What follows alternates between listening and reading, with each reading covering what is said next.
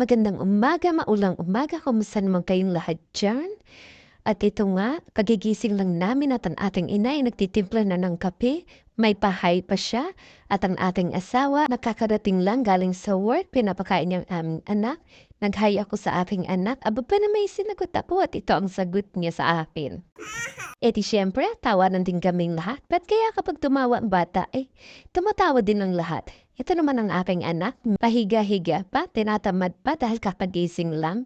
So ang ganap naman namin ngayon ay pupunta kami sa license at magre-renew ako ng aking lisensya.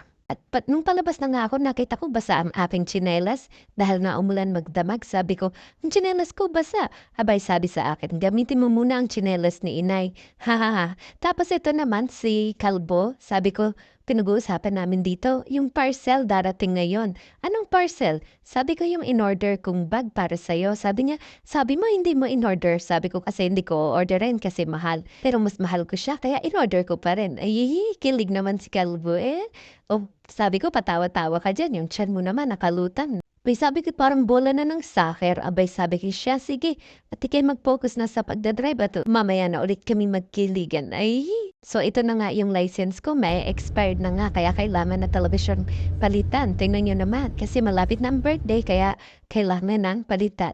So nandito na nga kami guys sa license office. Magpa-park lang kami. At kami nga nagkukulitan pa ng asawa ko dito, hindi ko alam, mayroon palang ibang tao sa loob.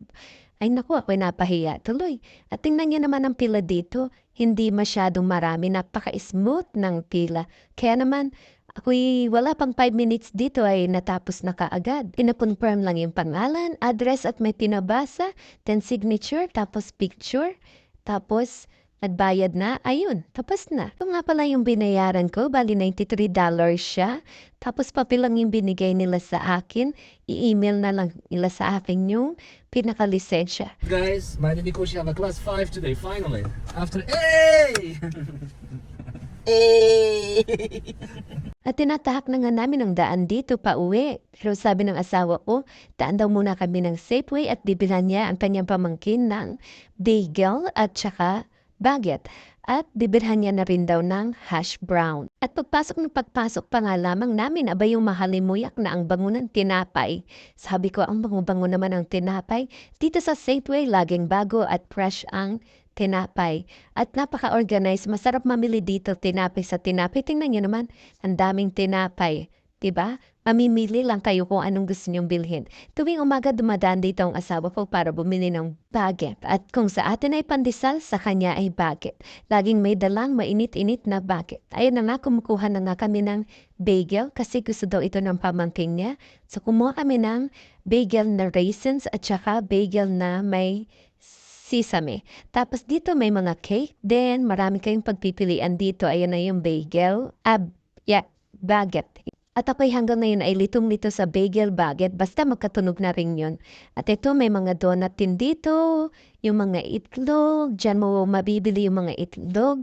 Mga kung ano-ano dyan. So ang hinahanap namin ngayon ay hash brown. Gusto rin daw yun ng pamangking niya. Yung pamangking niya kasi dito kakarating lang. So parang kapag nakakita siya ng mga ganon, yung ng American food, parang gusto niya ring itry. So parang nahirapan kaming maghanap kung nasaan.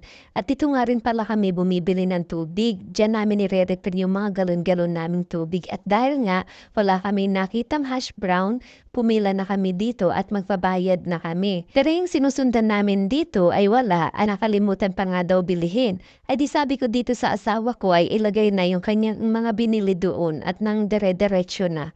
At nang mabayaran na kapag natapos na yung nasa unahan namin. At ito na nga kami ay nagbabayad na. Ang binili lang naman namin ay 3 piraso. At dun sa 3 piraso na iyon, 2 bagel at isang baguette ay $15 na kaagad. $15. May tax na yan. At ang aking asawa pala dito ay may tinatago ring kaunting kilig. Abay, pinagbukas pa ako ng pinto at ito na nga, nakarating na nga kami dito sa bahay. Abay, tinatanong ko ang aking asawa, abay ako gay iyong ipagbubukas uli ng pinto. Abay, ako'y tinatawanan lamang. Ako'y ata ay niluluko na rin isang ari. So, ari na nga, binuksan ko ng aming pinto.